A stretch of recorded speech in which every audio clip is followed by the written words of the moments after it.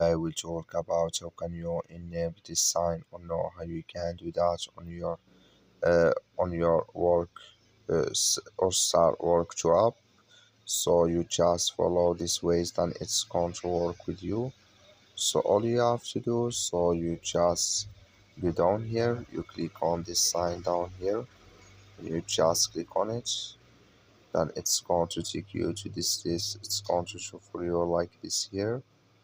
Then you click here on settings, then you come to next step here. Then all you have to do now, just come here to visual here effects, you just click on it. Then you come to next step here, come here to Constellation flare, just click in this sign. So then like you see this color show for us here, that's mean it's enabled with us now.